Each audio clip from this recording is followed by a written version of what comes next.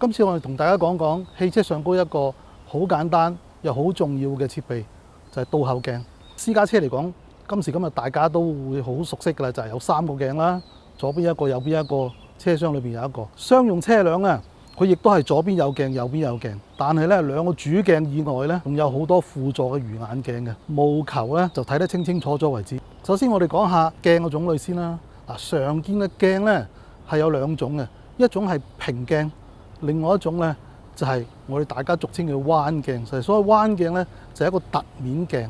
平鏡咧佢個角度咧係窄啲，優點咧就係睇出嚟嘅成像咧係準確啲。而凸面鏡咧就啱相反啦，佢睇到嘅角度咧係闊好多嘅，但係咧因為咧佢個面係彎啊嘛，所以個成像咧亦都係有少少變形扭曲嘅。我哋咩時候用平鏡，咩時候用彎鏡咧？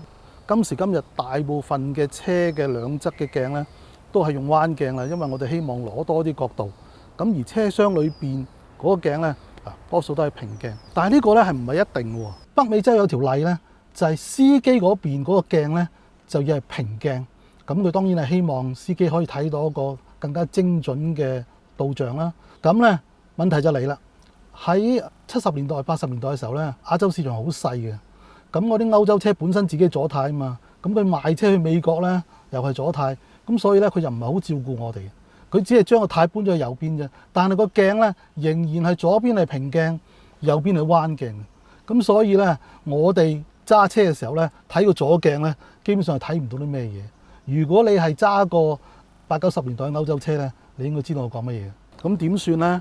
我哋咪唔睇咯，因為其實根據香港法例咧，要求一架行駛中嘅車咧係需要2個鏡啫嘛，一個咧就一定要喺司機嗰邊，咁另外一個鏡咧就可以係中間嘅鏡，亦都可以係側邊嘅鏡啊。咁所以如果嗰邊鏡真係睇唔到，你淨係靠中間嘅鏡同埋右邊個鏡咧，其實係揸到車㗎。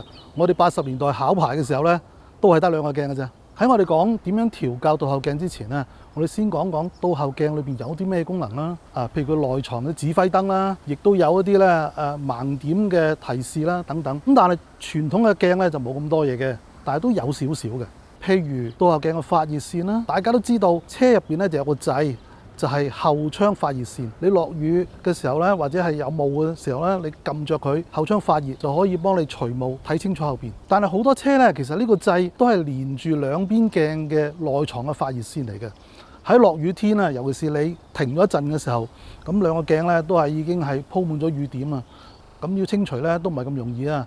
呢個時候你開咗呢個掣咧，幾分鐘之後個鏡面發熱，嗰啲雨點就會乾啊！咁好多朋友都唔知究竟自己嘅車有冇呢個功能。你想試下好簡單啫，你係撳着呢個掣1-2分鐘之後摸下個鏡，如果係熱嘅，就代表你嘅車係有呢個功能咯。倒後鏡仲有一個功能咧，就係防眩光功能。夜晚開車咧，最怕就係後邊開盞高燈撐你係嘛？咁所以好多倒後鏡都有呢個防眩光功能。佢咧就有幾個 light sensor 嘅。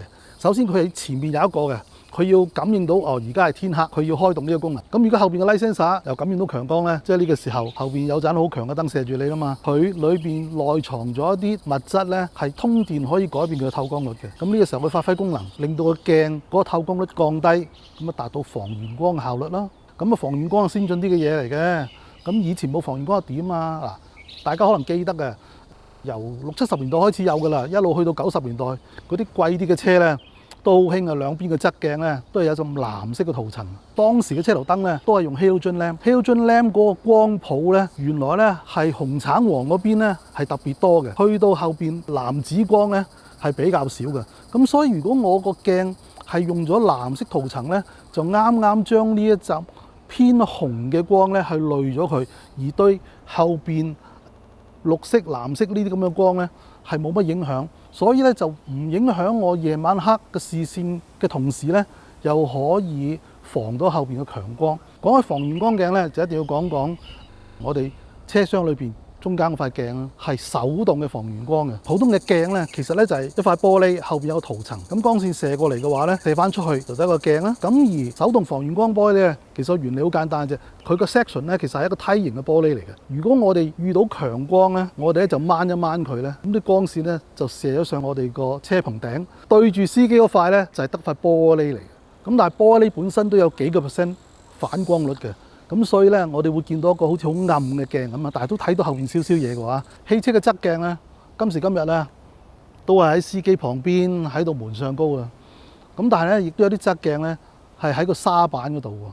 最典型嘅例子就係而家豐田嘅混能的士啦。年輕嘅司機咧，可能覺得呢樣嘢好新鮮啊，但係如果你揸個70、80年代嘅日本車咧，你就覺得咧呢個好平常嘅，因為1983年以前所有嘅日本車倒後鏡都喺沙板上高啊。最初開始有側鏡嘅時候咧，係兩種派別都有嘅。美國嗰啲老爺車相咧，你就見到咧，就多數都係靠近司機嘅。而英國有啲跑車廠咧，佢哋中意將個鏡係放喺沙板嗰度喎。當時咧，日本人佢要定一條條例，咁究竟跟邊邊咧？咁咧就跟咗英國嗰邊，就用咗沙板鏡。咁但係咧啲國民咧就有啲意見啊，佢覺得美國嗰啲好似有型啲喎。喺1983年咧，日本政府咧就放寬咗呢一個限制。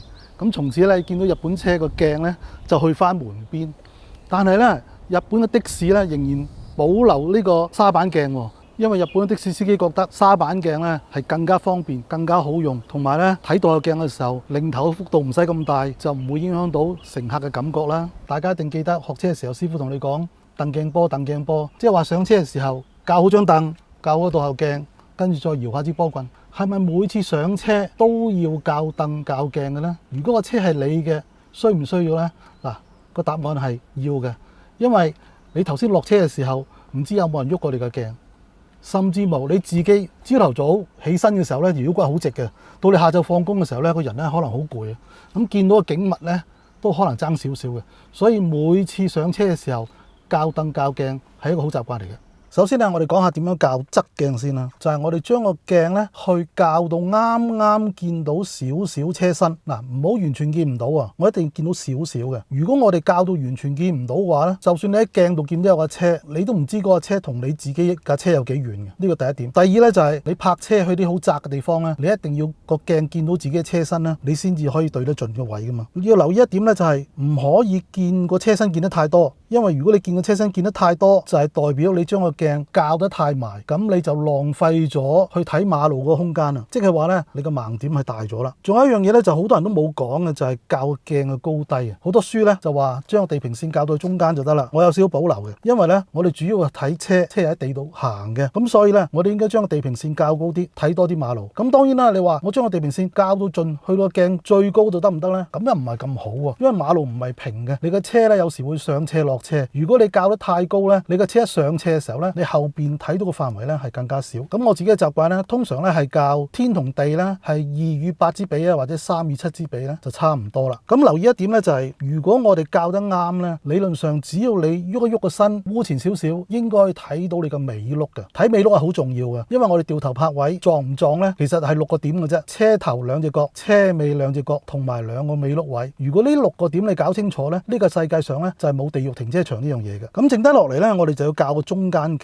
校中間鏡好簡單，對正個車尾，個尾玻璃見到個景物咧，啱啱裝滿晒個鏡就啱噶啦。如果觀眾喺日常駕駛或者使用倒後鏡上高，仲有咩問題，歡迎留言俾我啊，我盡量解答啊。